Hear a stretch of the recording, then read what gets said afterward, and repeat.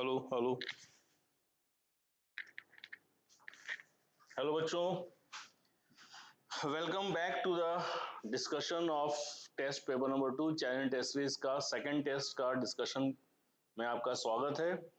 बच्चों, आपको ये पेपर थोड़ा टफ या इजी जो भी आपको लगा होगा, अगर आपने कैलकुलेशन में फोकस किया होगा तो आप देखेंगे कि कैलकुलेशन बहुत ज़्यादा लंबी नहीं थी। हाँ, थोड़ी थिंकिंग रिक्वायर्ड थी, थिंकिंग के बाद फिर कैलकुलेशन, जो कि एग्जाम में होता है कि पहले आपको सोचना पड़ता है, उसके बाद फिर आप सॉल्व करते हैं। ठीक है, आइए देखते हैं जो भी क्वेश्चन आपको डिफिकल्ट या इजी लगे, क्या वो वाकई डिफिकल्ट थे या वो वाकई इजी थे। आइए देखते हैं, क्वेश्चन वन बाय वन करके समझते चलेंगे।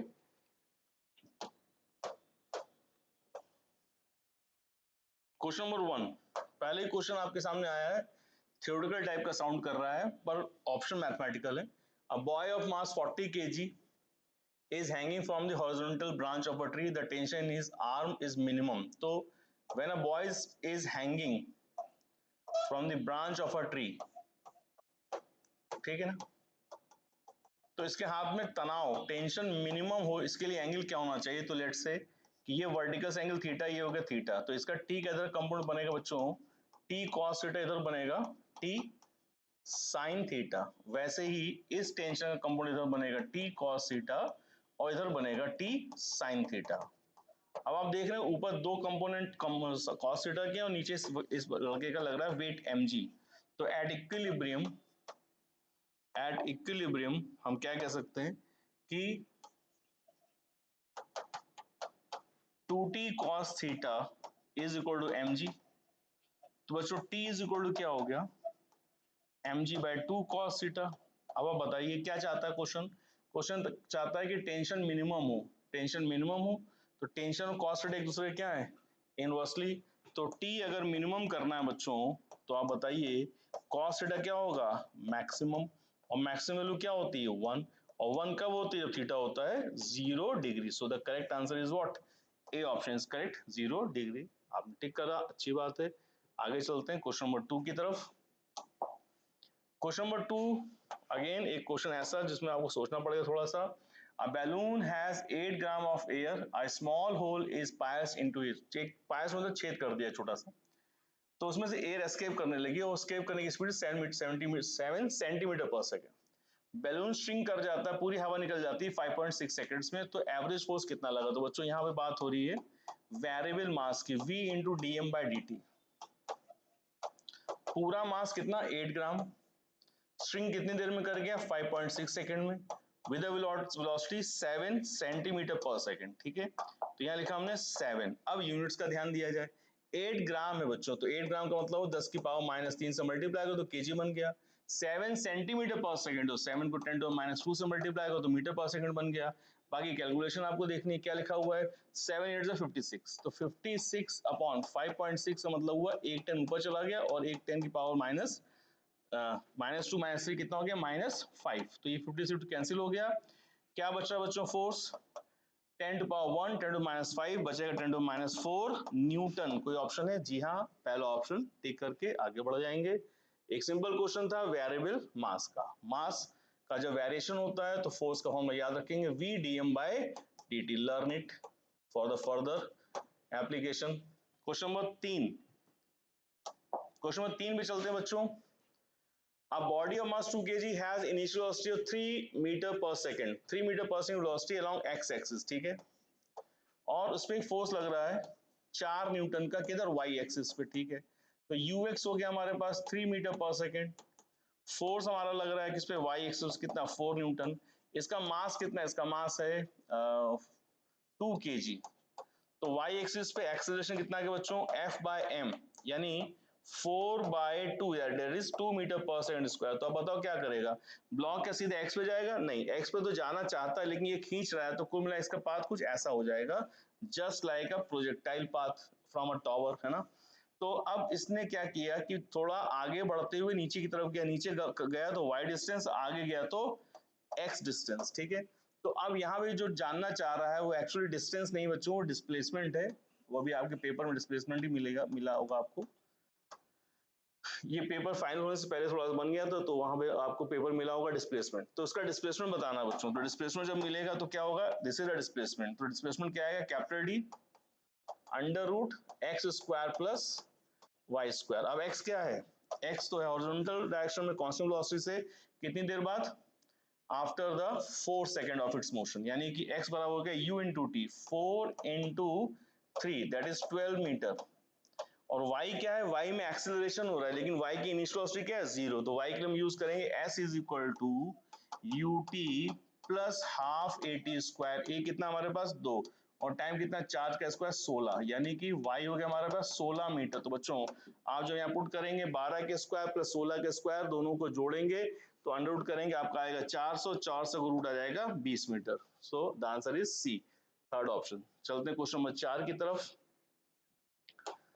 क्वेश्चन नंबर 4 कह रहा बच्चों, ठीक, क्वेश्चन नंबर 4 की तरफ चलते हैं। क्वेश्चन नंबर 4 कह रहा है shell fire from the ground is just able to cross in horizontal direction to the top of a wall 90 metre away and 45 metre high, the direction of projection of the shell is, तो angle आपको बताना है।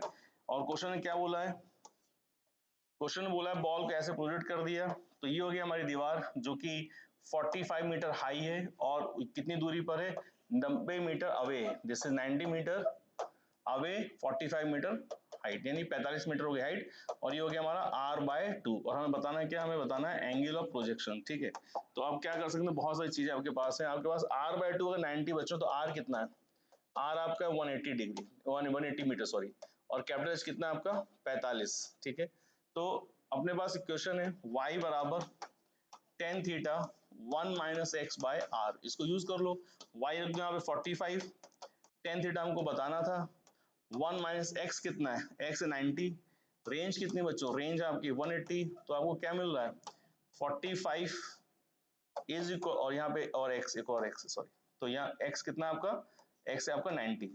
ठीक है, okay, तो क्या रखोगे, tan theta 1 minus 1/2 कितना बचेगा, 1/2 इंटू कितना 90, 90 का भी आधा कर दो 45 हो जाएगा, 45 माइनस कर गया, टेन थीटा कितना आएगा 1, टेन थीटा 1 का मतलब क्या बच्चों, थीटा है 45 डिग्री, तो आंसर इज डी, चौथा ऑप्शन का। ये क्वेश्चन आपको याद रखनी, ज्यादातर लोगों को याद नहीं रहती है, ज्यादातर जगह में पढ़ाई भी नहीं जाती, अब क्या करा जाए, नहीं करी जाती तो नहीं करी जाती। क्वेश्चन नंबर 4 के बाद आते हैं क्वेश्चन नंबर 5 पे बच्चों। A block of wood weighs 10 Newton and is resting on an inclined plane. The coefficient of friction is 0.7. The frictional force that act on the block when the plane is 30 degree inclined with the horizontal. तो क्या कह रहा है बच्चों, एक inclined plane 30 degree का, उससे block रखा है, इसका वजन 10 न्यूटन का, तो जाहिर सी बात है फोर्स क्या लग रहा है 10 न्यूटन, और साइन 30 लग रहा है, तो mg साइन 30 लग रहा है, mg साइन 30, तो mg साइन 30, क्योंकि हमें ऑलरेडी mg दिया हुआ है, तो नीचे क्या फोर्स लग रहा है 5 न्यूटन। अब कह रहा है कि कोफिशिएंट ऑफ फ्रिक्शन 0.7 है, और हमें बताना है फ्रिक्शन कितना लग रहा है। ठीक है, तो आप ये जानते हो कि लिमिटिंग फ्रिक्शन क्या निकालोगे, लिमिटिंग निकालोगे म्यू mg cos थीटा, तो म्यू कितना है 0.7, mg कितना है 10, cos 30 कितना होगा √3/2। ठीक है, ग्रेविटी होगी 10, मास कितना था, मास है आपका 10 न्यूटन, तो ये पूरा हमने वेट यूज कर लिया 10 न्यूटन, 0.7 का हो गया, और कॉस रख दिया √3/2, क्योंकि एंगल 30 डिग्री। तो यहां से पता चल रहा है बच्चों कि ये आ रहा है 7 इंटू √3/2, ठीक है, यानी 3.5 इंटू √3। तो एक मोटी मोटी बात समझ लो, ज्यादा कैलकुलेशन करनी है नहीं, लेकिन आपको समझाने के लिए हमने कर दी इतनी। क्या हो रहा है, इस रिजल्ट को देख के हमें पता चल रहा है कि 3.5 इंटू √3 क्या होगा, जाहिर सी बात है इस फोर्स से, यानी किससे, 10 का आधा 5 न्यूटन, इस 5 न्यूटन से ये लिमिटिंग क्या है ज्यादा, तो अगर 5 न्यूटन से ज्यादा है तो क्या ये ब्लॉक नीचे आ रहा है, तो नहीं आ रहा, नहीं आ रहा है, तो कौन सा फ्रिक्शन लग रहा है, यहाँ फ्रिक्शन लग रहा है आपका स्टैटिक, कितना न्यूटन का 5 न्यूटन का। So the correct answer is B, यानी आपको पूरा सॉल्व करने की जरूरत नहीं है, लिमिटिंग निकाल के कंपेयर कर लेना था बस। क्वेश्चन नंबर 6 पे चलते हैं बच्चों। क्वेश्चन नंबर 6 कह रहा है कि फोर्स इतना लग रहा है और आर इतना है, तो टॉर्क बताना। तो आपको मालूम है कि टॉर्क क्या होता है बच्चों, आर क्रॉस एफ, यानी सीधे आपको आर और एफ का क्रॉस प्रोडक्ट निकालना है। तो आर लिखा हुआ आपने कितना i माइनस 2j प्लस के, और एफ लिखा हुआ आपने 5i plus 2j minus 5k, correct. तो आपका जो cross product R cross F उसका जो भी आपको तरीका पता है आपसे लगा सकते हैं, पहले आपने इसको यहाँ रखा। तो अब आई आपका रिजल्ट आप लिखेंगे कितना, माइनस कितना हो जाएगा, +10 -2। जे के लिए पहले से माइनस जे लगा देंगे और आपको मिलेगा कितना, -5 -5, फिर प्लस के लिए आपको क्या दिखेगा, 2 2 -10। ठीक है, तो आ जाएगा कितना, 10 में से 2 के कितना बचा आपका, 8i कैप +10 +10 -10 प्लस हो जाएगा +10 जे कैप, और ये हो जाएगा आपका +12 12 के कैप। तो 8i 10j +12 के कौन सा है, ए ऑप्शन आपका करेक्ट हो जाएगा। ठीक, क्वेश्चन नंबर 7 पे चलते हैं। क्वेश्चन नंबर 7 आप देखिए, क्वेश्चन नंबर 7 देखने में अजीब सा लगता है लेकिन है बहुत आसान क्वेश्चन। क्वेश्चन कह रहा है कि m और कैपिटल M के बीच का कोएफिशिएंट ऑफ फ्रिक्शन है μ1। I suppose यही, a block of mass m is small is placed on another block of mass capital M which itself is lying on a horizontal surface. The coefficient of friction between two blocks is μ1। Okay, ये μ1 है और यहाँ ground के लिए μ2 है। तो question कह रहा है व्हाट मैक्सिमम हॉरिजॉन्टल फोर्स, यानी इस फोर्स की मैक्सिमम वैल्यू आपको बतानी है, so that applied on the lower block so that the two blocks move without separation। यानी जब ये चले तो ये ब्लॉक, ऊपर वाला ब्लॉक इसके ऊपर खिसके ना। तो आपका लॉजिक क्या कह रहा है बच्चों की, इसको जब खींचोगे तो इसमें कोई एक्सेलरेशन पैदा होगा, वो एक्सेलरेशन इस ऊपर वाले ब्लॉक पे क्या लगाएगा, इस ऊपर वाले ब्लॉक पे लगाएगा सूडो फोर्स। वो सूडो फोर्स क्या होगा, स्मॉल m इंटू ए होगा। अब आप चाहते हो कि ये इस पे ना खिसके और इसकी वैल्यू मैक्सिमम हो, तो फिर लॉजिक से सेट करो, अगर ये मैक्सिमम है, अगर ये कैपिटल एफ मैक्सिमम है तो इस पूरे सिस्टम का एक्सेलरेशन मैक्सिमम है। अगर सिस्टम का एक्सेलरेशन मैक्सिमम है तो सूडो फोर्स भी पीछे की तरफ मैक्सिमम है। अगर सूडो फोर्स मैक्सिमम है तो इसके ऊपर लगने वाला फ्रिक्शन भी मैक्सिमम है, और इसका जो फ्रिक्शन मैक्सिमम होगा बच्चों वो होगा F1, और उसको कह देंगे लिमिटिंग फ्रिक्शन। और लिमिटिंग फ्रिक्शन का फॉर्मूला क्या होगा, μ1 into m g, μ1 into m g, m कौन सा, स्मॉल एम जी। यानी कि जो इसका सूडो फोर्स है, maximum pseudo force that should be equal to the limiting friction between small m and capital M। तो आपको पता चल गया कि इस पूरे सिस्टम का मैक्सिमम एक्सेलरेशन क्या हो सकता है। तो पहले यहां से इनको इक्वेट करो, इक्वेट करोगे तो कह दोगे कि ऊपर वाले ब्लॉक पे जो सूडो फोर्स लग रहा है दैट इज इक्वल टू ऊपर वाले ब्लैक ब्लॉक का maximum friction that is μ1 mg। तो ये कैंसिल हो गया। तो इस सिस्टम का ए मैक्स कितना आ सकता है बच्चों, μ1 g। तो आपको ए मैक्स की वैल्यू पता चल गई। अब इस ए मैक्स से आप एफ मैक्स निकाल सकते हो। कैसे निकालोगे, जब ये फोर्स लगेगा तो इसको अपोज कौन करेगा, ग्राउंड वाला फ्रिक्शन कौन, F2। तो आपको मालूम है फॉर्मूला, बड़ा माइनस छोटा बराबर m, दोनों का जोड़ करके इनटू ए। तो आपका रिजल्ट बन गया क्या, capital F minus F2 is equal to m plus small m into a, and what is a is μ1 into g। अब F2 के लिए पुट कर देते हैं, तो F माइनस F2 क्या लिखोगे, μ2 ये हो गया इनटू n। अब यहाँ पे जो n आ रहा है ग्राउंड पे क्या रहा, दोनों का वेट यानी m plus m g is equal to, ये लिखा हुआ है m plus m into μ1 g। अब इसको आप सॉल्व करेंगे, ये पूरा डब्बा उधर चला जाएगा। तो बच्चों रिजल्ट आपको यहाँ लिख के दिखा दे रहा हूँ, f बराबर आ जाएगा, ये उधर जाकर क्या आएगा, μ2 capital M plus small m g plus वहां पे क्या लिखा हुआ है, capital M plus small m into μ1 g। यहाँ से कॉमन निकाल लो, m प्लस स्मॉल m, अंदर क्या बच गया, μ1 प्लस μ2 इंटू जी। कौन सा ऑप्शन दिख रहा है आपको, ऐसा ऑप्शन दिख रहा है आपको, डी वाला ऑप्शन। ठीक है, तो पहले आपको डिसाइड करना था इस पे ए मैक्स या सिस्टम का ए मैक्स किस पे डिसाइड करेंगे कि इसको खिसके ना खिसके, तो pseudo force should be equal to the friction on the upper block. अच्छा क्वेश्चन था, थोड़ा सोचने वाला था, इसमें आपका टाइम थोड़ा लगा होगा। Moving to the next question, question number 9।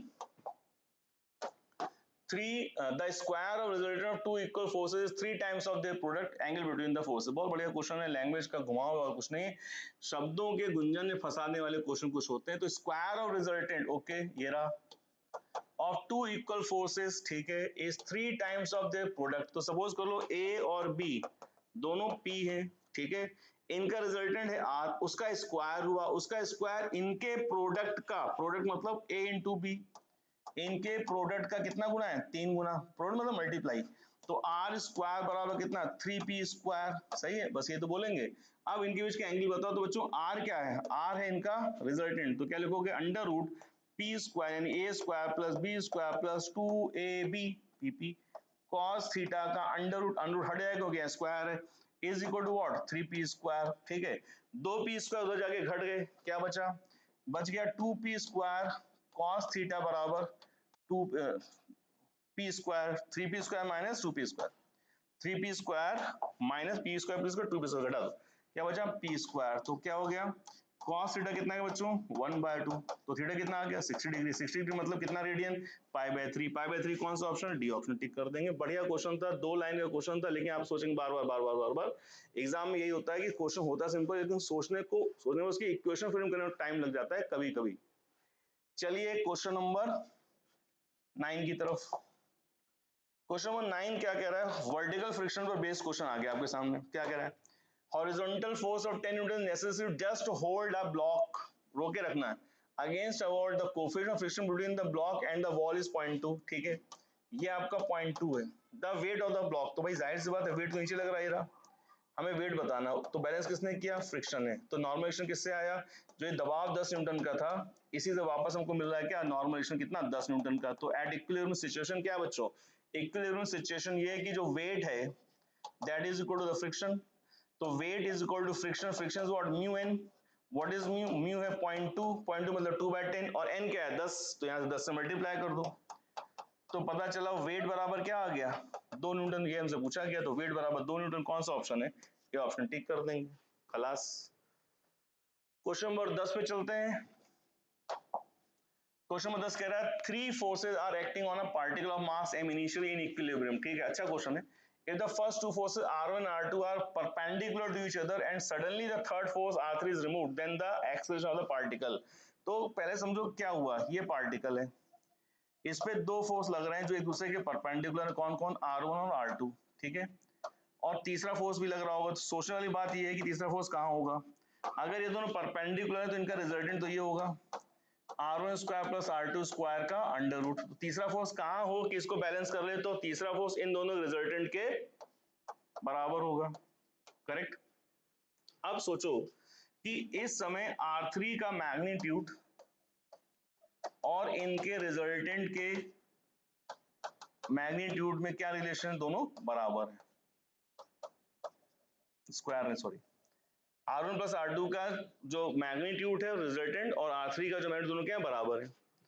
अब क्वेश्चन नंबर, जैसे ही इसको हटा देंगे इस ब्लॉक का एक्सेलरेशन क्या होगा, तो इस ब्लॉक का एक्सेलरेशन होगा, या तो आपके पास ऑप्शन में ये लिखा होता कि रिजल्टेंट होगा r1 square plus r2 square by m, ऐसा तो है नहीं, लेकिन हमको मालूम है क्योंकि r3 जो है वो मैग्नीट्यूड वाइज इनके रिजल्ट बराबर है, या तो ये लिखा होता है, और हमें पता है कि जो R3 इनके रिजल्टेंट के मैग्नीट्यूड बराबर है, तो इसका मतलब क्या हो जाना चाहिए R3 बाय m, तो ये ऑप्शन होता तो भी सही था, ये ऑप्शन तो भी सही, तो ये तो है नहीं, तो कौन सा बचा ये वाला, तो ये टिक कर दें, कौन सा, ए ऑप्शन।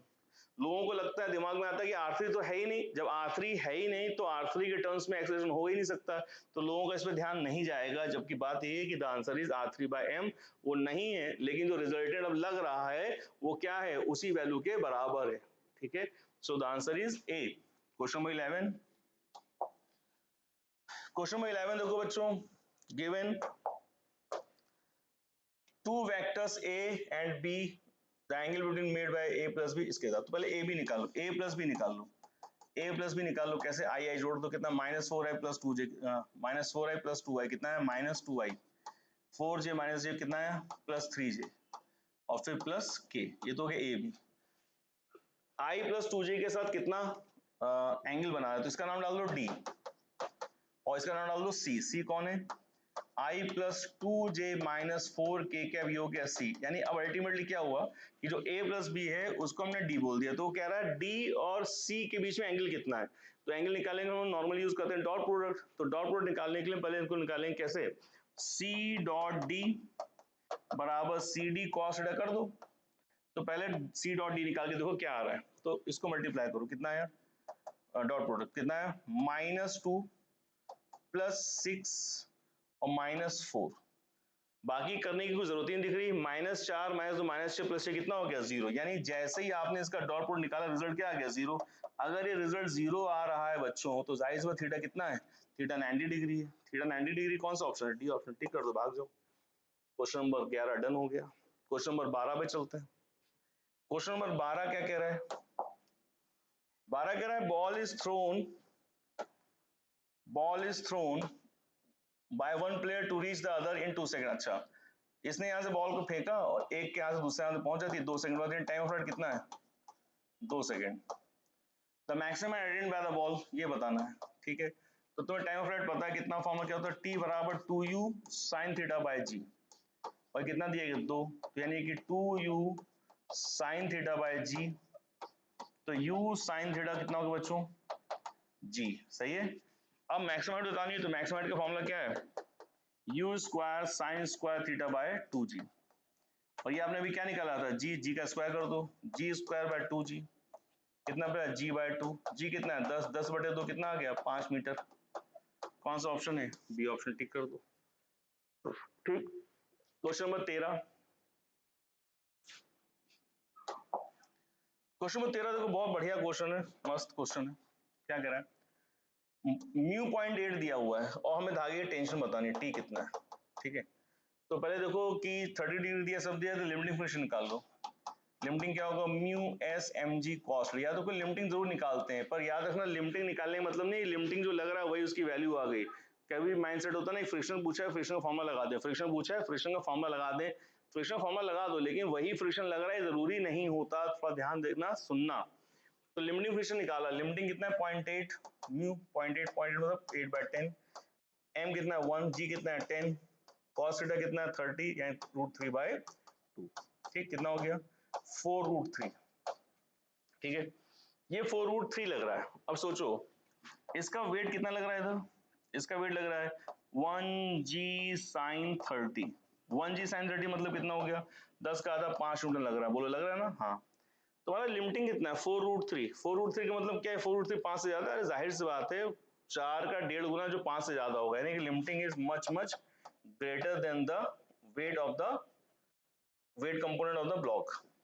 इसका मतलब ये अभी जो फोर्स एक्सर्ट कर रहा है वो कहीं से कहीं तक कुछ फ्रिक्शन को एक्सीड ही नहीं कर रहा है। जब फ्रिक्शन को एक्सीड ही नहीं कर रहा है तो इस समय यहाँ पे फ्रिक्शन कितना लग रहा है, कोई तुमसे पूछे फ्रिक्शन कितना लग रहा है, तो फ्रिक्शन लग रहा है 5 न्यूटन, ये लग रहा है फ्रिक्शन कितना लग रहा है 5 न्यूटन, ठीक। लेकिन मुझसे पूछा उसने धागे में टेंशन कितनी, तो तुम बताओ क्या ब्लॉक का जो जो एक्सटर्नल फोर्स है वो अभी इसकी लिमिटिंग के आसपास पहुंच पा रहा है, नहीं।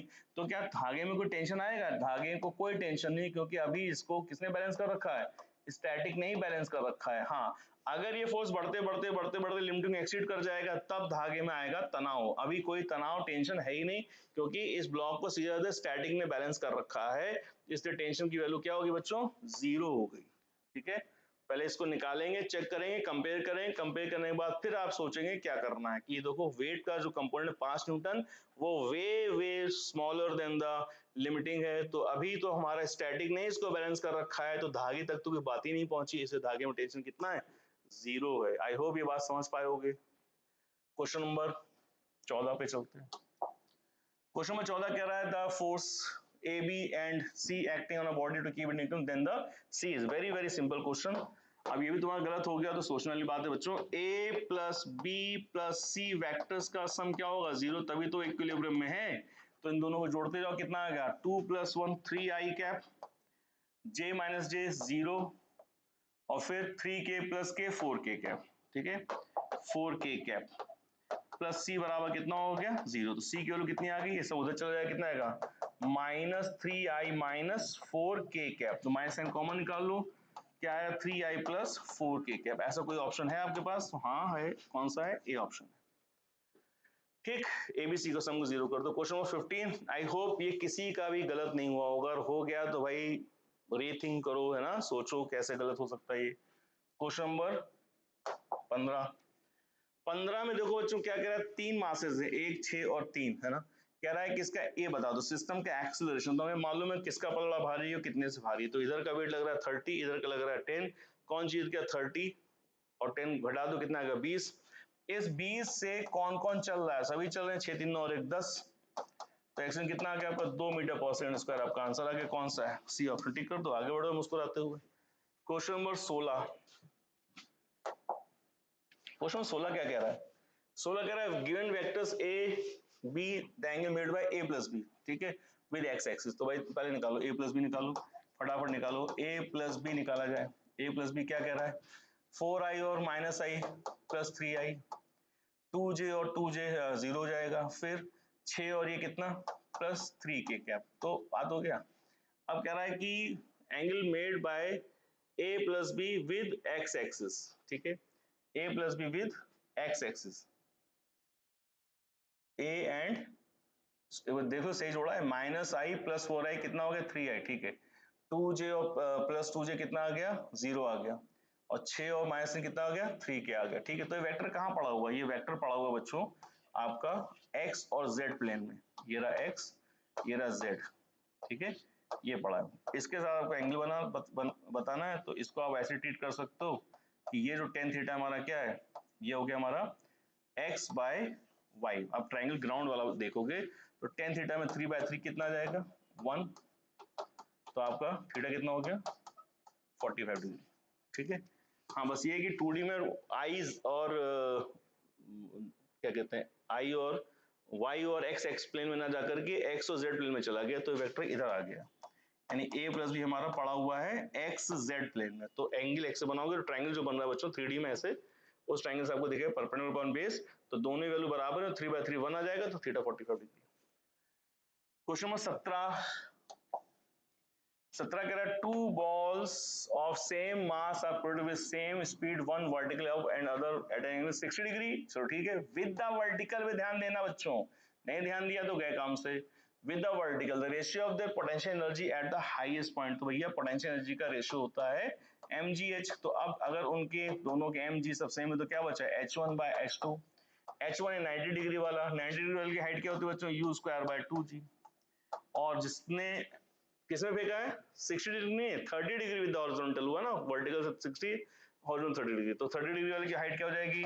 u square sine square 30 degree by 2g। लो भैया क्वेश्चन सॉल्व हो गया। u square 2g, u square 2g cut गया, 1 बाय साइन 30, 1 बाय 2, 2 का स्क्वायर 4:1। आपका आंसर कौन सा आ गया?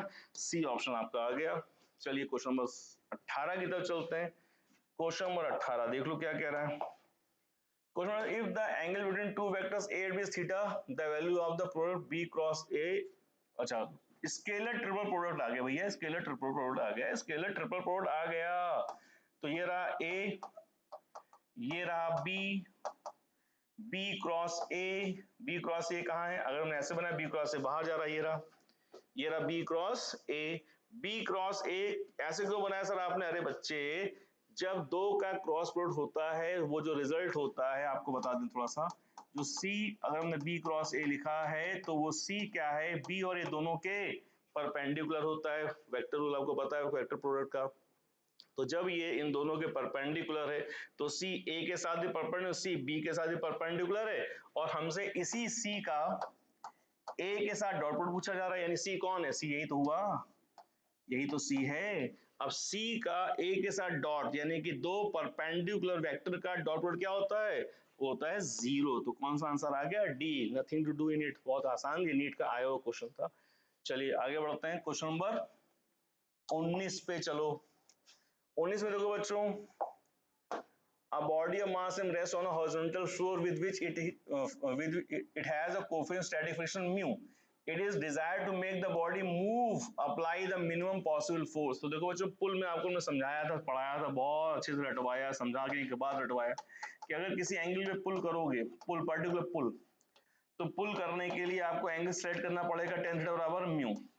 फिर इस म्यू की वैल्यू जो आपका रिजल्ट आया था डिटेल में f cos थीटा, ये लिमिटिंग फ्रिक्शन, ये n, ये f sin थीटा, ये जो आपने पूरा रिजल्ट डिटेल में पढ़ा हुआ है, उससे पता चला कि लिमिटिंग आपका कितना आता है? Mu mg minus f sin theta, और इसको चलाना कौन चाह रहा है? सीधे f cos थीटा। फिर यहाँ से जब आप f की मिनिमम वैल्यू पे जाते हो तो आपका मिनिमम पुल का रिजल्ट जो आया, तो आपको हमने कहा था याद करिए, डराइव करा था, उसके बाद आपका याद कर लीजिए mu mg upon under root mu square plus 1 या 1 प्लस म्यू स्क्वायर एक ही बात है, तो कौन सा ऑप्शन दिख रहा है आपको? डी ऑप्शन दिख रहा है। आपको याद करना है पूरी कंडीशन, फिर इसको टिक कर देना है, ठीक। बहुत डिटेल है, पुश एंड पुल बहुत अच्छा टॉपिक है और एग्जाम में अक्सर इस पे आता है एंड इज वेरी इंपॉर्टेंट, इसको पढ़ के जरूर जाएंगे, ठीक है। चलते हैं क्वेश्चन नंबर 20 की तरफ। 20 में क्या दिख रहा है? अ रिवर इज फ्लोइंग, अच्छा इसमें करेक्शन करवा दे आपको तो करेक्टेड ही मिला होगा। यहाँ पे लिखा हुआ है metre per minute, it is not metre per minute, is metre per second, ठीक है। आगे पेपर में सही है, वो इसमें थोड़ा पहले आ गया था। A river is flowing from west to east, आप समझना क्वेश्चन थोड़ी सी अच्छी लैंग्वेज है। ये बात सही है, वेस्ट टू ईस्ट जा रही नदी, ठीक है। कितने से? 5 मीटर पर सेकंड से। नाउ अब यहाँ सुनो, in which direction should the man swim so that to take the shortest possible path? shortest possible path हम लोग किताब में डायग्राम ऐसे पढ़ते हैं, पर इन्होंने क्या बोला? To go to the south, यानी कि उसको साउथ में मिनिमम पास से जाना है, उसको इधर आना है, इधर नहीं आना। किताब हम लोग ऐसे पढ़ते हैं इधर जाते हैं, लेकिन इसको इधर आना है, इधर। तो जब इधर आना है तो नदी का फ्लो तो ये हो रहा है, अगर वो ऐसे कूदेगा तो आगे बह जाएगा। तो इसे इस नदी के कंपोनेंट को बैलेंस करना अपने u sin थीटा कंपोनेंट से, और इसका u cos थीटा इसको नदी पार करवाएगा, पहुंचा दे कहां पे? टुवर्ड्स द साउथ बैंक, और सामने सामने पहुंच जाएगा। तो ये नदी पार तब कर पाएगा शॉर्टेस्ट पाथ में जब इसका u sin थीटा v से बैलेंस हो। तो पहले इसको इक्वेट करो, सॉल्व करो। v कितना है 5, u कितना है 10, sin 30 बताना था, ठीक है। तो हो जाएगा कितना? sin 30 1/2। तो बच्चों थीटा कितना आ गया? 30 डिग्री। अब 30 डिग्री के बाद यहाँ भी ऑप्शन 30 है, तो सोच के बोलो किधर जा रहा है, किधर जा रहा है? ईस्ट ऑफ साउथ, ये जवाब सही है, या वेस्ट ऑफ साउथ, ये जवाब सही। तो देखो इधर से ध्यान से देखो क्या बना हुआ है, साउथ से किसकी तरफ जा रहा है? ये साउथ से किसकी तरफ जा रहा है? साउथ से टुवर्ड्स द वेस्ट जा रहा है। देखो west of south, 30 degree west of south जा रहा है, ठीक है। ये वो ऑप्शन आंसर देखें कौन सा सही दिया है, ए दे दिया कि डी दे दिया है? वेस्ट ऑफ साउथ से आ रहा है। क्वेश्चन नंबर 20 का।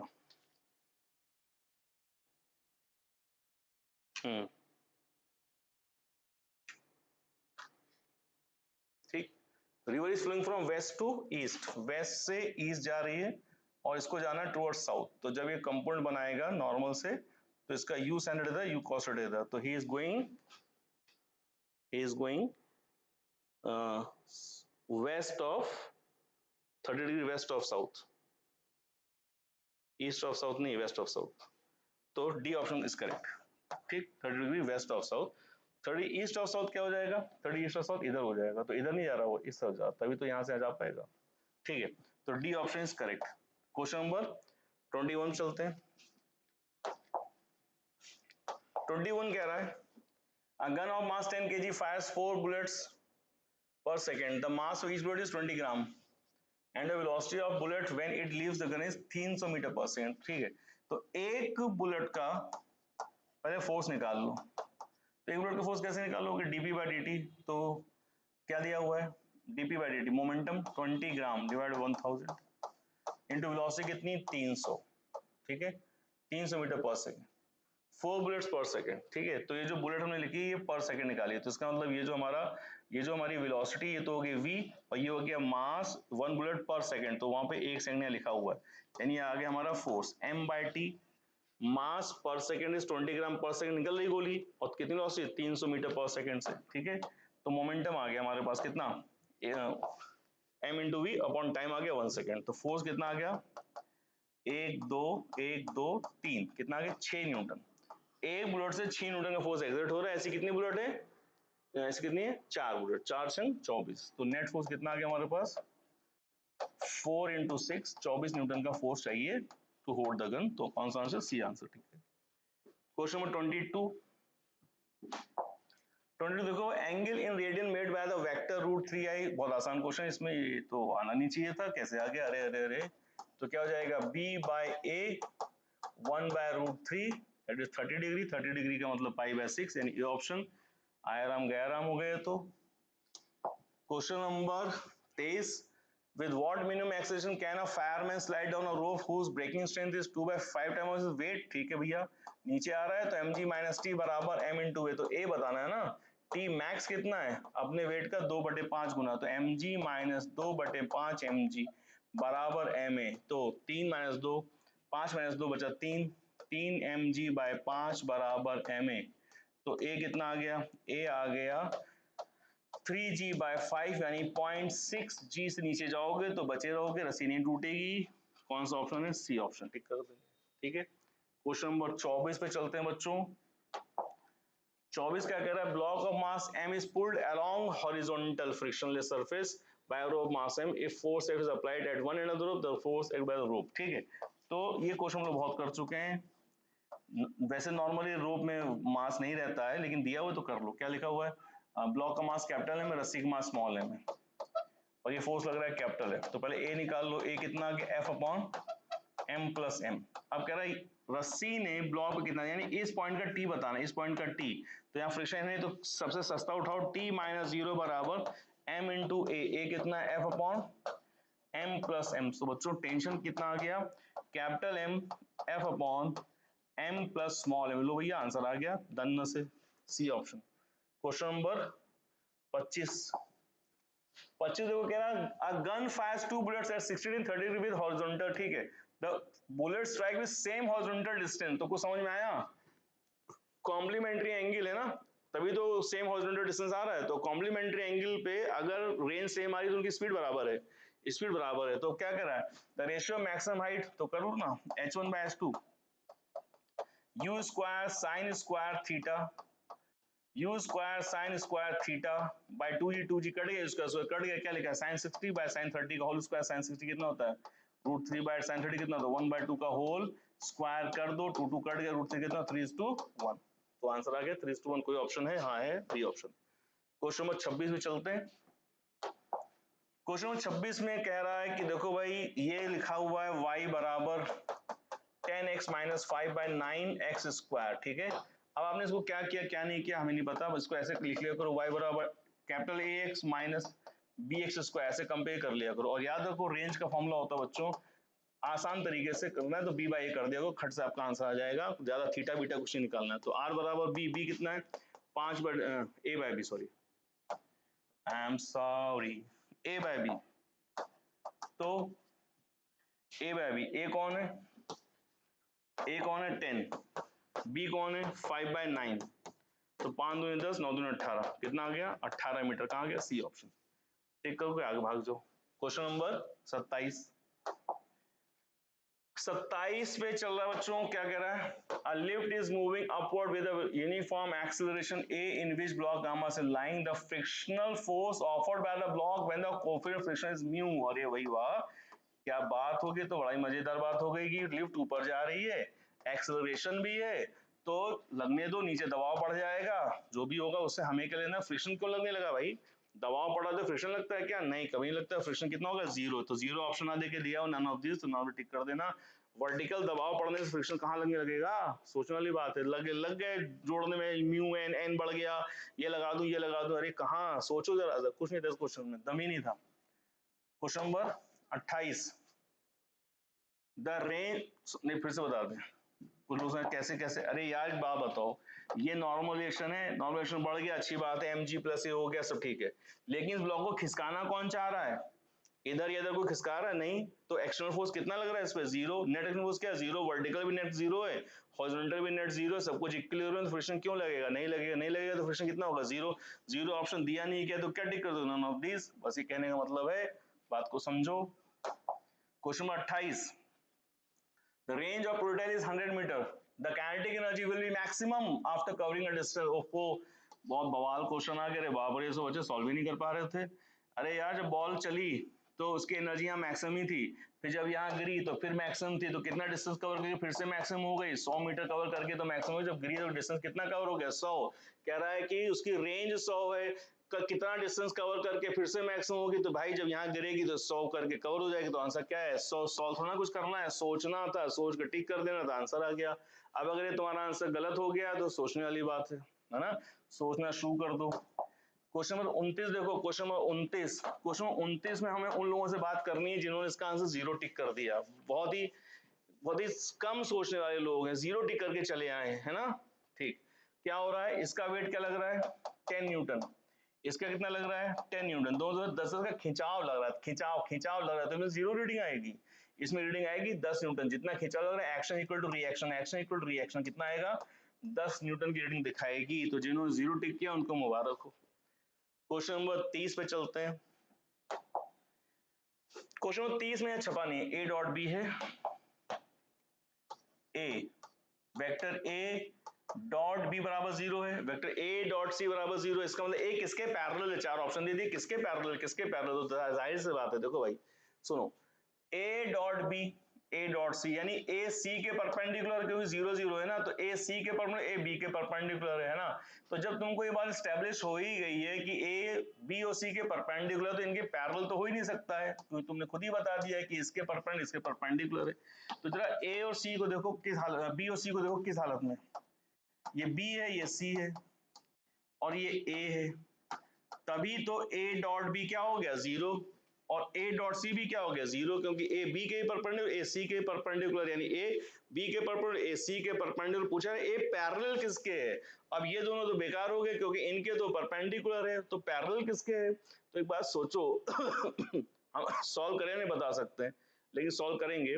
पैरेलल किसके होगा, वेक्टर किसी वेक्टर की तो पैरेलल होगा, वेक्टर किसी वेक्टर के पैरेलल होगा, ये वेक्टर के परपेंडिकुलर, ये वेक्टर के परपेंडिकुलर, ये वेक्टर ही नहीं है, क्यों, क्योंकि तो डॉट प्रोडक्ट है। तो बचा कौन ले दे के, यही महाराज बचे वेक्टर के नाम पे देनी के पैरेलल है। अब कैसे इसको थ्योरी समझ लो कैसे, अगर आप बी क्रॉस ए करोगे, बी क्रॉस ए करोगे तो रिजल्टेंट क्या होगा, इन दोनों के परपेंडिकुलर होगा, इन दोनों के परपेंडिकुलर जो होगा वो यही तो होगा, जो इन दोनों के परपेंडिकुलर है वो ए है और ये इनका रिजल्ट भी इसी के, तो यानी दोनों क्या एक दूसरे के पैरेलल, यानी ये बी क्रॉस सी ये जा रहा है और ए भी इधर ही जा रहा है, दोनों क्या हो गए पैरेलल। तो हमने दो तरह से तुमको समझाया, एक लॉजिक लगाया कि भाई समझ गए इसके इसके परपेंडिकुलर, इसके कुछ हो नहीं सकते कोई स्केलर, तो बचा ये। दूसरा बी क्रॉस सी का रिजल्ट ये है और इधर भी इधर ही ए है, तो दोनों क्या हो गए पैरेलल हो गए। ठीक है, क्वेश्चन नंबर 31 पे चलते हैं।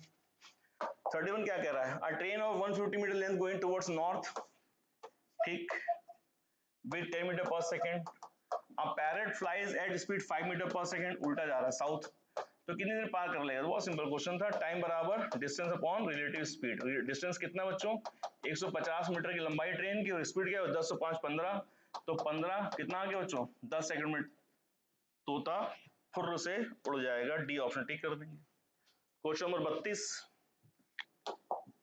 32 में थोड़ा दिमाग लगाना था, 32 कुछ लोगों का नहीं हुआ होगा, आई सपोज हो गया तो बहुत अच्छी बात, नहीं तो थोड़ा और सॉल्व करते हैं ढंग से करते हैं। क्या इसमें एक कहानी बन गई है कि जो फोर्स है ना वो उसकी वैल्यू ही mg है, तो इस तरह से थोड़ा सा कैलकुलेशन आपको करनी पड़ेगी थोड़ी ठीक ठाक सी। तो एक आधे क्वेश्चन ऐसे होते हैं ना बढ़िया भैया एकदम लिया चना चबा रहे थे मस्त मजा आ रहा था, एक आधा चना ऐसा आ जाता है कट्टे से दांत में गड़ता, ये वही चना है। तो f का इधर कंपोनेंट क्या है f cos थीटा, इधर क्या है f sin थीटा, इधर क्या है mg, इधर क्या है नॉर्मल रिएक्शन। ठीक है, तो कब ये चलने वाला है, तो इधर कौन लग रहा है चलने वाला, तो लिमिटिंग फ्रिक्शन लग रहा है, जाहिर सी बात है। अब यहाँ इक्वेशन देखो क्या होनी, n प्लस अभी f की वैल्यू mg अभी पुट नहीं करेंगे, अभी थोड़ा सॉल्व करते हैं। तो क्या लिखा हुआ है n plus f cos theta is equal to क्या बच्चों mg, तो n क्या हो गया mg minus f cos theta. ठीक है, चलने ही वाला है तो कौन किसको बैलेंस करे हुए f sin theta is equal to what fl, तो f sin थीटा बराबर fl। ठीक है, जरा अगर थोड़े अभाव पड़ने वाला है कोई बात नहीं, इधर वाइट पे कर लेंगे। ठीक, चलो देखते हैं। तो आई होप इसमें दिख रहा है क्या f sin theta is equal क्या है fl, और हमें मालूम है fl क्या होता है बच्चों, fl होता है म्यू n, और अभी हमने निकाला n क्या था n था f minus f, sorry n था, ये ऊपर लग रहा है n, ये लग रहा है f cos थीटा, ये लग रहा है mg, तो यहाँ लिखा होता है n, यहाँ लिखा था n plus f cos theta बराबर mg, तो n था हमारे पास mg minus f cos theta. अब बारी आ गई f की वैल्यू पुट कर दो, f कौन है हमें दिया गया f, तो एफ तो mg है भाई, तो यहाँ रखो mg sine theta is equal to mu mg minus mg cos theta. तो mg कॉमन निकालो, कट जाएगा, क्या बचा? अब बचा मैदान में केवल साइन थीटा बराबर mu bracket 1 minus cos theta. ठीक है, mg कट गया। अब म्यू के साथ रिलेशन कोलैबोरेट करके देखने क्या करना है। तो देखो बच्चों, साइन थीटा है is equal to mu bracket 1 minus cos theta की एक आइडेंटिटी होती है बच्चों, याद रखो 1 minus 2 sine square theta by 2 भी लिख सकते हैं इसको। तो जब ऐसे लिखा तो बन गया साइन थीटा बराबर mu bracket 1 minus minus plus 2 sine square theta by 2। तो ये 1 1 क्या हो गए, कट गया, क्या बचेगा? Sine theta is equal to mu into 2 sine square theta by 2। अब यहां देखो साइन थीटा है, साइन स्क्वायर थीटा, तो साइन थीटा को फिर एक्सपेंड कर सकते हो, क्या लिख सकते हो? 2 sine theta by 2 into cos theta by 2 बराबर mu into 2 sine square theta by 2। तो ऐसा करने से एक sign square theta power cancel हो गई, 2 यहां पे कैंसिल हो गया, बचा क्या हमारे पास? बचा रिजल्ट यहाँ पे cos थीटा बाय 2 बराबर म्यू साइन थीटा बाय 2। इसको इधर ले जाओ तो म्यू बराबर आ गया बच्चों cos theta by 2 upon sine theta by 2। इसको आप लिख सकते हो cot थीटा बाय 2। तो म्यू की मिनिमम वैल्यू है cot थीटा बाय 2 या इससे थोड़ा बड़ा होना चाहिए, तो यानी कि cot का आपका हो गया mu equal to greater than cot theta by 2। ऐसा कौन सा ऑप्शन है? ऐसा ऑप्शन है आपका डी ऑप्शन। ये आंसर आपका आ जाएगा। तो थोड़ी मेहनत थी इसके अंदर, थोड़ा आइडेंटिटी थी, हाँ तो एक आधा क्वेश्चन ऐसा रहेगा ही रहेगा। तो आपका डी ऑप्शन इसमें आ रहा है बच्चों सही। ठीक है, कंपाउंड देख लो, कैलकुलेशन देखना है तो स्क्रीनशॉट ले लेके समझ सकते हो। पहले तो हमने फिर इक्वेशन को लिखा, फिर जहां जहां एफ था वहां mg लिख दिया, mg कॉमन करके काट दिया। उसके बाद क्या बचा? उसके बाद खाली साइन कॉस बचा, इसमें से हमने कॉस की ये आइडेंटिटी यूज करी, कॉस के दो आइडेंटिटी भी लिख देंगे फिर से समझने के लिए। उसके बाद फिर सिंपली सॉल्व करते चले गए, फिर यहाँ पे साइन साइन सामने आ गए, तो हमने इसको थीटा बाय 2 करने के लिए ये खोला 2 साइन ए साइन थीटा 2 थीटा खोलते थे 2 साइन थीटा कॉस थीटा, तो यहाँ थीटा तो आधा आधा करके लिख दो और ये पावर कैंसिल हो गई, अभी नीचे है तो कॉट बन गया। ठीक है, ओके। आइडेंटिटी देख लो क्या क्या होती है, दो आइडेंटिटी याद कर लेंगे, काम आएगी आगे। एक, अगर कहीं cos 2 थीटा लिखा हुआ है तो उसको cos 2 थीटा का आप लिख सकते हो 2 cos स्क्वायर थीटा माइनस 1, या cos 2 थीटा को लिख सकते हो 1 माइनस 2 साइन स्क्वायर थीटा। तो अभी जो हमने यूज करी वो ये वाली यूज करी, ये वाली। तो अगर यहाँ 2 थीटा है तो यहाँ थीटा हो जाता है, अगर थीटा है तो थीटा बाय 2 हो जाएगा। तो हमने अभी ये वाली आइडेंटिटी यूज करी, दोनों आइडेंटिटी cos 2 थीटा के एक्सपेंशन की है, ये आप याद कर लीजिए, काम आएगी आगे। चलते हैं क्वेश्चन नंबर 33 पे। 33 क्या कह रहा है बच्चों? 33 कह रहा है कि अब वेक्टर इतना इतना परपेंडिकुलर इतना, then the value of alpha is. तो बच्चों इसमें तो ठीक से नहीं लिखा हुआ है, जो आपको पेपर मिला होगा उसमें आपको देखा होगा लिखा हुआ है 4 जे कैप माइनस 4 आई कैप प्लस अल्फा के कैप। ये है वेक्टर बी और ये है vector A, 2i plus 3j plus 8k cap. Actually ये दिया हुआ है। तो क्या होता है बच्चे जल्दबाजी में कूद पड़ते हैं, लेकिन हम जल्दबाजी में नहीं कूदेंगे, हम देखेंगे यहाँ जे यहाँ आई है तो हम आई को आई से मल्टीप्लाई करेंगे। अगर डॉट प्रोडक्ट निकालेंगे, वेक्टर परपेंडिकुलर है ना, तो डॉट प्रोडक्ट क्या आना चाहिए? डॉट प्रोडक्ट आना चाहिए 0। तो डॉट प्रोडक्ट 0 आने के लिए मल्टीप्लाई करेंगे किसको? आई को आई से, कितना आएगा?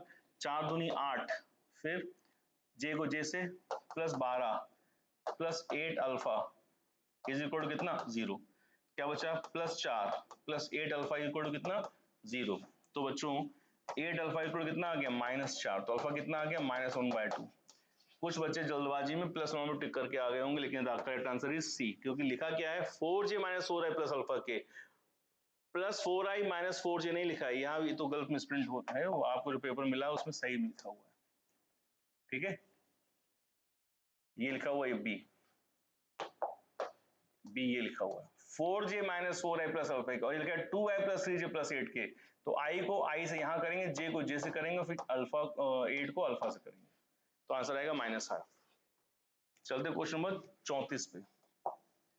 34 नंबर क्या कह रहा है बच्चों, a particle projected from the horizontal plane with velocity इतना और at the highest point the velocity is found to be 8। तो ठीक है, हाईएस्ट पॉइंट की वेलोसिटी u cos थीटा है, वो 8 है, और u हमें देगा कितना 8√2। तो लो भाई क्वेश्चन हो गया सॉल्व, है ना।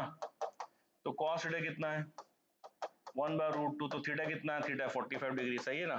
क्या बताना हमें, इसकी रेंज बतानी है। रेंज कौन सी हो जाएगी, मैक्सिमम। मैक्सिमम रेंज का फॉर्मूला क्या था बच्चों, कैसे पता मैक्सिमम, अरे भैया 45 है ना, तो u² g हो जाएगा। u² कितना भी बताया ना 8√2 का होल स्क्वायर, तो हो जाएगा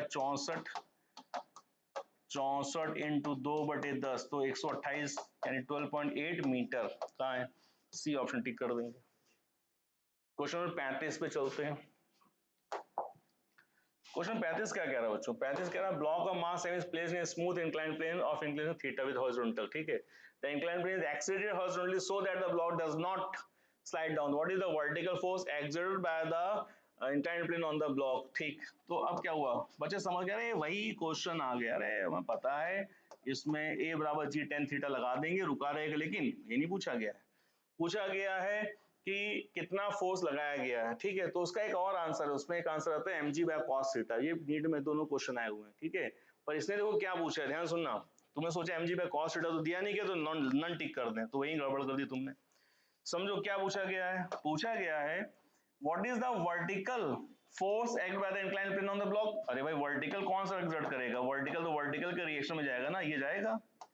अगर वर्टिकल का पूछ रहा है, एन नहीं लिखेंगे इसको हम लिखेंगे वर्टिकल फोर्स कौन सा, ये रहा वर्टिकल फोर्स, जो कि mg के एग्जैक्टली क्या है, अपोजिट। तो क्या लगा रहा है वर्टिकल फोर्स, mg लगा रहा है, कोई ऑप्शन है, सी ऑप्शन टिक कर दो। उसने साफ से पूछा है what is the vertical force acted by the plane on the block, तो वर्टिकल के mg के जस्ट अगेंस्ट जो लग रहा है वो है, टिक करके आगे बढ़ जाओ।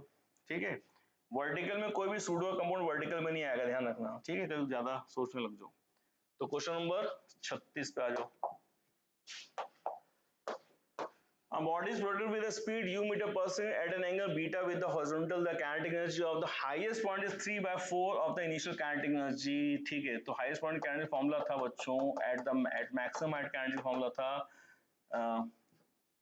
Half mu square cos square theta. ठीक है, और आपको मालूम है ये क्या होती है, हमारी इनिशियल काइनेटिक एनर्जी होती है। तो kinetic energy at the highest point is equal to kinetic energy कौन सी वाली, इनिशियल वाली, इनटू cos स्क्वायर थीटा। अब बताओ कौन क्या किसके बराबर है, हाईएस्ट पॉइंट की एनर्जी इसकी 3/4 गुना है, यानी 3/4 टाइम्स ऑफ दिस, तो कट गया बच्चा cos स्क्वायर थीटा। तो cos थीटा कितना बचेगा बच्चों, √3/2। तो थीटा कितना बचेगा, थीटा बचेगा 30 डिग्री, 30 डिग्री मतलब π/6, π/6 की जरूरत नहीं है, 60 डिग्री आंसर आ गया।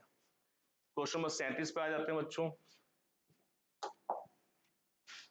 37 क्या कर रहा है, an object is moving on a plane surface with uniform velocity time interval in presence of force 10 newton, the frictional force between the object and the surface is. तो जाहिर सी बात है, देखो बच्चों अगर ये 10 न्यूटन का है और इसकी वेलोसिटी कांस्टेंट है, तो जाहिर सी बात है फ्रिक्शन भी कितना लग रहा है 10 न्यूटन, लेकिन कैसा, अपोजिट डायरेक्शन में।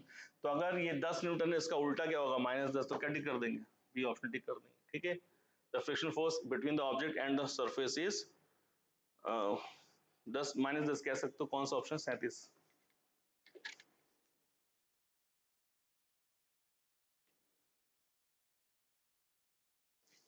ठीक है, ओके, वेलोसिटी कांस्टेंट दी गई है। ठीक, क्लियर हो गया ना। मास 10, मास की जरूरत नहीं है, 10 न्यूटन चला रहा है इसको, कांस्टेंट वेलोसिटी, तो फ्रिक्शन भी 10 ही का होगा तभी। तो अगर स्मूथ सरफेस होता तो ये कांस्टेंट वेलोसिटी कभी ना चलता, वेलोसिटी बढ़ती चली जाती है, एक्सीलरेट करता। चलते क्वेश्चन नंबर 28 पे, 38 पे। 38 कह रहा है block of mass 2 kg placed on a floor, coefficient stratification 0.4, force of 2.8 is applied on the block parallel to the floor, the force of friction between the block and the floor is। ठीक है, तो हुआ क्या, ये कैसा है, horizontal surface रखा हुआ है। ठीक है, और पहले तो सीधा सीधा म्यू निकाल लिया करो, क्या लिमिटिंग क्या है, म्यू 0.4 है ना, m कितना 2 इंटू कितना 10, तो कितना 8 न्यूटन का लिमिटिंग है ना, और तुम लगा क्या रहे हो 2.8 पैरेलल टू द सरफेस, वो भी ऐसा नहीं कुछ मेहनत कर रहे हो, 2.8 का फोर्स लगाए पड़े हो है ना, और लिमिटिंग 8 न्यूटन का है, तो क्या ब्लॉक चलेगा? बिल्कुल नहीं चलेगा। तो क्या फ्रिक्शन लग रहा है? 2.8 लग रहा है। कौन सा लग रहा है? स्टैटिक लग रहा है। खत्म। एक्सेलरेशन कितना है? 0। सिंपल क्वेश्चन, बहुत ही ज्यादा सिंपल, बिल्कुल बेसिक सिंपल आ गया। 39 कहता है 2 blocks of 7-5 kg placed in contact each other on a smooth surface if force is 6 Newton apply. F kilo 6 है, ठीक है, ये 6 लगाया गया, ठीक है, ये है 6। तो कह रहा है कि इसके इनके बीच का फोर्स कितना लगा। तो पहले ए निकालिए तुम खटाक से। ए कैसे निकालते हो? ए निकालते हो 6/7/5 1.2 मीटर पर स्क्वायर, ठीक। और इनके बीच का फोर्स कैसे निकालते हो? बताया ना, धक्का लग रहा है तो धक्का -0, तो T -0 5 इंटू ए कितना आ गया? 2.5 न्यूटन। कौन सा है? बी ऑप्शन, टिक कर देंगे। क्वेश्चन नंबर 40 पे चलो। 40 क्या कह रहा है भैया? 40 कह रहा है कि ए और इतना बी इतना, the cosine of angle theta between them is equal to, यानी इनका डॉट प्रोडक्ट निकालना। कोसाइन मतलब कॉस थीटा बताना। तो आई को आई से 3 दूनी ए डॉट बी निकालना, ठीक है, बराबर ए बी कॉस थीटा, ठीक। तो कर लेते हैं। तो 3 दूनी 6 -3 और -2, ठीक। 3 2 5, कितना बचा? 1 इज इक्वल टू मॉड ए 2 का स्क्वायर 4 4 और 9 9 4 13 तो 1 14 √14 9 9 और 1 10 4 14 √14 इंटू कॉस थीटा √14 14 तो 1/14 बराबर कॉस थीटा। तो कॉस थीटा ही पूछा है ना, तो 1/14 कौन सा option? D option. Question number 41 में क्या करा देखो जरा। A block of mass 100 kg, ठीक है, 100 kg और दूसरा 200 B 200 kg। Coefficient friction between A and B is 0.2, ये है 0.2 और ये है 0.3, ठीक है। कह रहा है कि the minimum force have required to move the block B, इसको चला ले जाए, मिनिमम फोर्स कितना लगाएं। तो यानी कि कोई एक्सीलरेशन या कोई वेलोसिटी की बात नहीं कर रहा, तो जाहिर से चलेगा तो दो तरफ इसको घिसट लगेगी, दो तरफ रगड़ लगेगी, दो जगह छिल जाएगा। तो जाहिर सी बात है एफ बराबर क्या लिखोगे? एफ बराबर लिखोगे कि जस्ट चलने वाला है तो F1 प्लस F2 जस्ट बराबर, मतलब उसके बाद चली जाएगा, तो F equal to nearly equal to F1 plus F2 और प्रैक्टिकली स्लाइटली ग्रेटर होता है, लेकिन जस्ट जब पूछा करे तो इक्वल करके निकाल दो। तो अब यहाँ पे क्या लग रहा है? बहुत आसान क्वेश्चन है। यहाँ पे क्या लग रहा है? नॉर्मल रिएक्शन क्या लग रहा है? यहाँ पे लग रहा है इसका 100 जी लग रहा है। यहाँ पे क्या लग रहा है? यहाँ पे 100 200 300 जी लग रहा है। सही है, समझते चलना। यहाँ के लिए F1 के लिए क्या लिखोगे? F1 के लिए लिखोगे म्यू म्यू1 n1 प्लस म्यू2 n2। म्यू1 कितना है? 0.2 मतलब 2/10। n1 कितना है? 100 जी मतलब 1000 प्लस म्यू2 कितना? 0.3 n2 कितना है? 200 100 300 300 जी 300 3000। अब काट दो, 1 2 1 कट गया, क्या बचा? 200 और 900 900 200 1100 1100 न्यूटन का फोर्स आप लगाएंगे तो चल पड़ेगा। कौन सा ऑप्शन? सी ऑप्शन लगा। क्वेश्चन नंबर 42 पे चलते हैं। क्वेश्चन नंबर 42 कह रहा है कि with increasing temperature the frictional force, देखो टेम्परेचर प्रेशर कोई फर्क नहीं पड़ता है, सिंपल है, ठीक। टेम्परेचर प्रेशर से कोई फर्क नहीं पड़ता है। Question number 44 question number 43 A person can throw a stone to a maximum distance h। ये क्या है? मैक्सिमम डिस्टेंस क्या है? ये है रेंज। r मैक्स कितना फेंक सकता दिया गया है? h। The greater height to which he can, तो बताया था h मैक्सिमम पॉसिबल के लिए होता था रिलेशन r मैक्स बाय 2, यानी कि इसको फेंकने इसने रखा था 45 डिग्री, लेकिन इसको फेंकने इसने रखा है 90 डिग्री, ध्यान रखना। और इनमें रिलेशन क्या है बच्चों? इनमें रिलेशन है h max bye r max bye 2, यानी h मैक्स बराबर, उसने r मैक्स h दिया हुआ है तो h बाय 2। टिक कर दो, कौन सा ऑप्शन है? बी ऑप्शन, टिक कर दो। क्वेश्चन नंबर 44 कह रहा है motor boat is covers given distance 6 hour moving down stream on a river, it covers same distance 10 hour moving up stream, the time taken to cover the same distance still water is, ठीक है। चलो थोड़ी मेहनत है इसमें। कैसा? Down stream, पानी के साथ चलने पर 6 घंटे लगते हैं, पानी के विपरीत वापस आने में 10 घंटे लगते हैं। तो अगर पानी रुका रहता, फ्लो ना होता, तो इसको वहीं तक जाने में कितना टाइम लगता, ऐसा कह रहा है, ठीक है। तो ये होगी velocity of the motor boat, this is velocity of the water, this is velocity of the motor boat, this is velocity of the water, और जब अकेले जा रही है तो that is velocity of the motor boat. Her bar distance covered कितना है x। तो पहली वाली रिलेशन से क्या दिख रहा है कि 6 घंटे बराबर डिस्टेंस अपॉन वेलोसिटी क्या है जुड़ जाएगी vm प्लस vw। वापस आने में 10 घंटे क्योंकि वेलोसिटी घट गई है तो vm माइनस vw। अब अकेले जाने पे टाइम कितना लगेगा तो बोलेंगे x अपॉन vm। बस हमें ये सॉल्व कर लेना है, लेकिन सॉल्व होगा कैसे? यहाँ इनका रेशियो किया तुमने, कितना आ गया 6/10 बराबर x, x कट जाएगा, क्या आ जाएगा vm minus vw upon vm plus vw। ठीक, दो ठीक मल्टीप्लाई करो, 3vm प्लस 3vw बराबर 5vm माइनस 5vw। सॉल्व करो, 3vm प्लस 3vw बराबर 5vm माइनस 5vw। तो vm जोड़ डाल लो, कितना आया 5 प्लस 3 8vw बराबर 5 में 2 vm, तो 4। रिलेशन आ गया vm बराबर 4 times of vw। Motor boat की वेलोसिटी पानी की वेलोसिटी 4 गुना है, तो वाटर की वेलोसिटी कितनी हो गई vm बाय 4 टाइम्स। ठीक, ये ध्यान रखना। अब हम यहाँ पे क्योंकि हमें x और vm दोनों भी नहीं पता है तो लेकिन टाइम बताना और वैल्यू के टर्म्स बताना है, तो क्या करोगे किसी भी एक रिलेशन में इसकी वैल्यू रिप्लेस कर दो ताकि हम vm निकाल सकें। तो यहाँ पुट कर दो, इसको vm को यहाँ पुट कर दो, क्या आया 6 is equal to x upon vm plus vm by 4। कितना जाएगा 6 is equal to 4x upon क्या बचेगा 4 प्लस एलसीएम ऊपर चला गया, कितना बचा 5vm। तो vm क्या x कितना आ गया x आ गया 30 vm बाय 4, 15 चौको 60, यानी कि 15 vm आ गया x। बहुत लंबी सी कहानी चाह रही लेकिन है क्या क्या करा जाए ऐसे करना।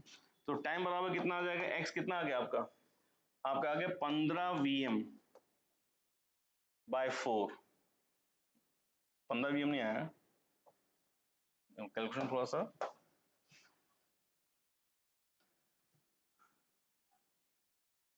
ये रिलेशन आ गया हमारे पास कि vm is 4 times of vw।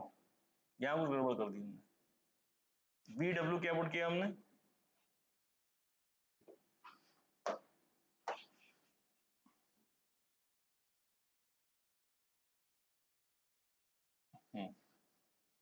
ठीक है, थोड़ी जगह बना लेते हैं। 6 इज इक्वल टू क्या लिखा बच्चों x upon vm plus vw। और अभी हमने देखा vw कितना निकला vm बाय 4, तो x upon vm plus vm by 4। तो इसको जोड़ो कितना आएगा 4 और 1 5, बार 5 को लिख देते हैं ना, पहले 5 लिख दे शायद। यह आ जाएगा हमारे पास 4x अपॉन 4 और 1 5 vm। ठीक है, 6 is equal to 4x upon 5 vm। तो what is x? तो 30 vm by 4 is equal to, हाँ वो 60 कर दिया था हमने, सॉरी। ठीक है, 30 बाय कितना जाएगा x, यानी 15/2 हो गया।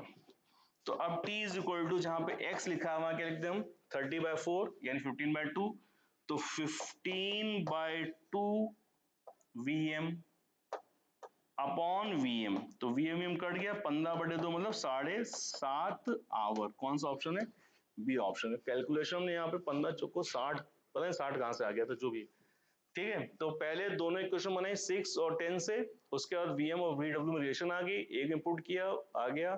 फिर क्योंकि ये अकेले जा रहा है तो अपनी वेलोसिटी से डिस्टेंस कवर करेगा, तो x वही है हर बार, और वेलोसिटी vm से कवर करेगा तो x को रिप्लेस करके 7.5 आवर हमारा आंसर आ जाएगा। This is 44। जब आप एंड पे आते हैं तो कोई ना कोई ऐसा क्वेश्चन डाला जाता है कि आपकी स्पीड थोड़ी सी रुके। चलिए 45 नंबर देखते हैं। 45 फिर ऐसे कुछ दिया गया कि आप फिर रुक जाए थोड़ा सा, तो वुडन ज्यादा नहीं है, सिंपल है। A wooden block of mass kept resting on a rough horizontal surface pulled with a force F at an angle phi with the horizontal. If mu is the coefficient of kinetic friction between the block and the surface, then acceleration of the block is. ठीक है, तो समझो यहाँ पे खाली equilibrium maintain नहीं किया, यह ब्लॉक चलने भी लगा है, तो ये F लग रहा है कितने एंगल पे, फाई एंगल पे, ठीक है, तो ये क्या लग रहा है F cos फाई, और ये लग रहा है आपका mg, ये लग रहा है आपका n, ये लग रहा है आपका F sin फाई, ठीक, ये सब वही है, इसमें ज्यादा मेहनत नहीं कर रहे हैं क्योंकि हमें पता है आपको ये सारी चीजें पुल वाली कंडीशन याद है। तो क्या हो जाएगा बोलो, F sin phi plus n बराबर mg, what is n, n बराबर mg minus f sin phi, ठीक है। अब एक्सीलरेशन क्या होता है बच्चों, तो greater force minus smaller force, तो क्या लिखा हुआ है F cos phi minus F बराबर m इंटू a बताना है, F cos phi minus F क्या है, bracket mg minus F sin phi बराबर m इंटू a, ये m अंदर माइनस अंदर ले जाओ, तो F cos phi, sorry mu भी था ना, म्यू n, तो F म्यू और n हमने ये लिख दिया अभी, तो माइनस म्यू mg, सो दिखा देते हैं स्टेप, आखिरी क्वेश्चन ऐसा ना कंफ्यूज हो जाओ, F cos phi minus mu n बराबर m इंटू ए, अब n यहाँ रिप्लेस कर रहे हैं, ये लिखा हुआ है, तो F cos phi minus mu n क्या है, mg minus f sin phi बराबर m इंटू ए, तो m को बाद में भेजेंगे, पर इसको अंदर सॉल्व कर सिंप्लीफाई कर लें, f cos phi minus mu mg plus mu f sin phi बराबर m ए, अब ये f वाले इकट्ठे लिख लो और म्यू को उधर कर दो, तो क्या आया, f कॉमन निकाल लिया, cos phi plus mu sine phi minus mu mg बराबर ma, तो अब a बराबर क्या लिखोगे बच्चों, a बराबर लिखोगे m, यहां भी आ जाएगा यहां भी आ जाएगा, तो a बराबर आएगा f बाय m cos phi plus mu sine phi minus mu g, क्योंकि m कट जाएगा, ऐसा कौन सा ऑप्शन है सबसे ऊपर, ये इंतजार कर रहा है, हाँ ये भाई साहब यहाँ पहले बैठे हुए, ये आपका आंसर आएगा क्वेश्चन नंबर 45 वाला, ठीक है। तो आई होप कि बच्चों आपको सारा ये क्वेश्चंस का तामा-झामा समझ में आया होगा, बहुत ज्यादा ऐसा कोई डिफिकल्ट, आई डोंट थिंक बहुत ज्यादा डिफिकल्टी लेवल आई लगी होगी, कुछ क्वेश्चंस सुनने में पढ़ने में ऐसे साउंड कर रहे होंगे अरे ये क्या है ये क्या है, लेकिन अभी आपने सोल्यूशन देखा हो तो समझ में आया होगा कि थोड़ा सा रिलैक्स होकर थिंक करना भी जरूरी होता है, और सबसे बड़ी बात होती है कि आपकी क्वेश्चन प्रैक्टिस बहुत अच्छी होनी चाहिए, नहीं कई सारे क्वेश्चन आपको करने चाहिए, बहुत ज्यादा हाई फाई भी नहीं आना चाहिए कि लाओ उठा के कुछ भी कर डालें, I am not saying that कि आपके बहुत डिफिकल्टी लेवल क्वेश्चन करें, अच्छे क्वेश्चन करें जिनमें थिंकिंग आपकी बढ़े, जिसमें आपको सोचना पड़े, कैलकुलेशन इतनी मैटर ना करती हो, थिंकिंग मैटर करती हो कि सॉल्व करना क्या है। तो with this is KD Singh, see you in the next discussion. Test 3 जो है वो आपका अभी अगले हफ्ते है, तो थोड़ा पढ़ना जारी रखें, मेहनत करते रहें, और जो मेजर टेस्ट है बच्चों वो बहुत इंपॉर्टेंट टेस्ट है, उसमें तीनों टेस्ट का कंबाइंड टॉपिक आने वाला है, और उसमें लेवल थोड़ा सा अपग्रेड, हल्का सा अपग्रेड अपने आप ही हो जाता है, क्योंकि अब ये क्वेश्चन तो दोबारा हम नहीं पूछेंगे ना, तो थोड़ा सा और अलग लेके चलेंगे, तो तीसरा इन तीनों का कंबाइंड मेजर टेस्ट, उसके थोड़ी ज्यादा मेहनत करना मैं रिकमेंड करूंगा आपके लिए, और इतना आप करते जाएंगे साथ साथ हमारे, तो बिलीव मी फिजिक्स का आपका फियर बिल्कुल जीरो हो जाएगा, ये मेरा आपसे प्रॉमिस है। बस आप रेगुलरली पढ़ते रहें, कोई डाउट हो पूछते रहें, और होपलेस बिल्कुल ना हो, अपनी विल पावर को स्ट्रांग रखें कि क्वेश्चन जो भी आएगा आपके सामने से गुजरा होगा कभी ना कभी, किसी न किसी टेस्ट में, किसी न किसी डीपीपी में। With this see you in the next discussion, bye bye.